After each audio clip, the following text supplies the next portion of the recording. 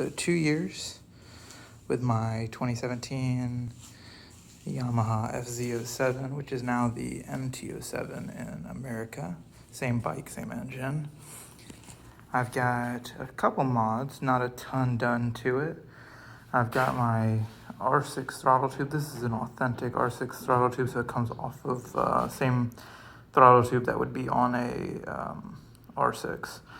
I got bar end sliders that I got off of Amazon. They were gold, but they faded into bronze, but I think they still look pretty good.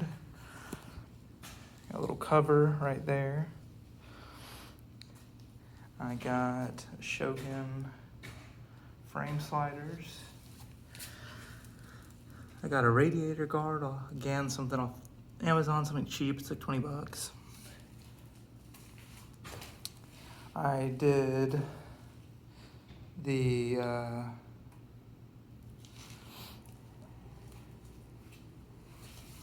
DMP rear light, which also eliminated the big bulbs there, and that looks pretty good. Here, let me turn it. I can get it turned on for you. That's how that looks, and I'll do it one turn signal.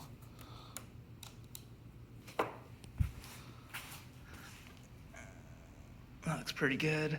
I did the TST fender eliminator and the TST front turn signals.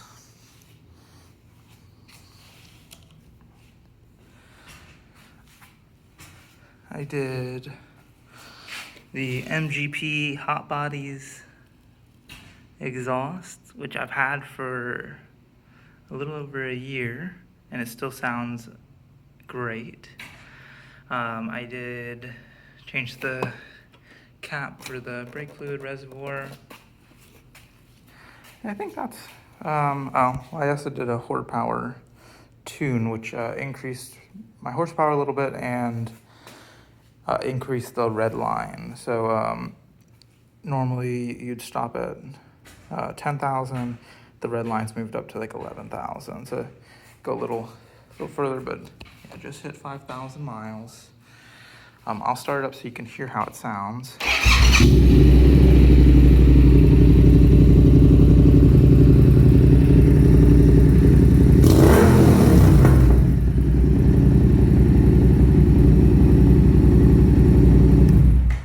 Sounds pretty good. I'm still really enjoying it after 2 years.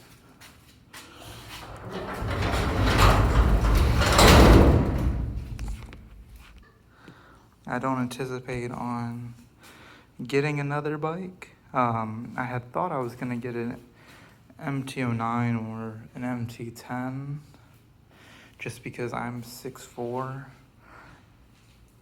and those bikes would probably be a little bit better fitting for me. But I fit pretty well on this bike. It's kind of, I wouldn't recommend anybody being any taller, but I fit pretty well on this bike, and I'm pretty happy with the power delivery. In first gear, pretty much any RPM, if you yank on the throttle, the front wheel will go up in the air, and then in second gear, anything under 5,000 or 6,000 RPM, it'll put the front wheel in the air, which to me is plenty powerful enough. It's got plenty of power, passing power. The only thing that else I'm gonna do is my wife doesn't really ride with me very often, so I'm probably gonna delete both passenger pegs, and then I'm gonna replace this airbox with the Horde Power airbox and get the bike retuned. And then the last thing I will probably do is I'm gonna replace this shock back here and the front fork springs. They've got a bundle deal.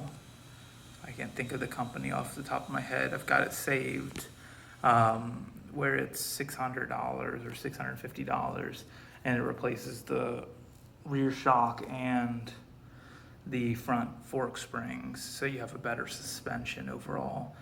Those are probably the last things that I do, just the tune, the airbox, and the suspension. And then other than that, the bike's perfect. I'm very happy with the power. It sounds great. It's a lot of fun. I just went out, did a quick 20 or 30 mile ride.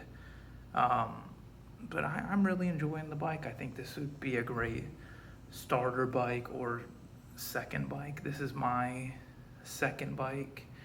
I had a Ninja 300 for the first, I think for about 6 months.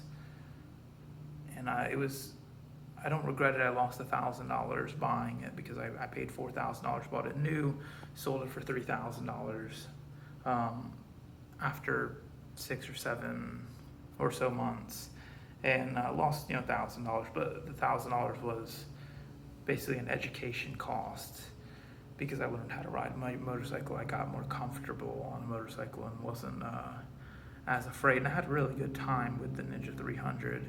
But I did want something a little bit more power, and I thought I would have this bike about a year, and then I was like, oh, I'll have it for a year and I'll upgrade.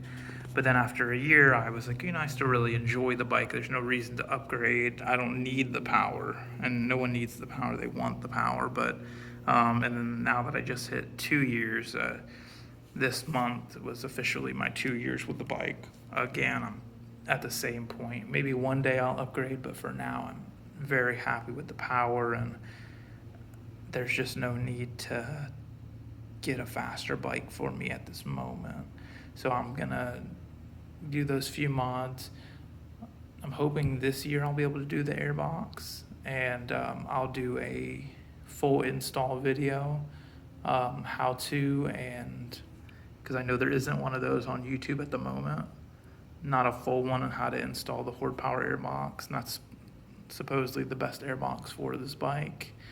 And then I'll show you guys how to remove the ECU and put in and ship it off, and then put the ECU with the new flash on it, which, because I currently have the Horde flash, but I'll get it reflashed, which is free for reflashing now when I get his airbox. But yeah, other than that, that's my 2 year, 5,000 mile review, and I'm still loving the bike.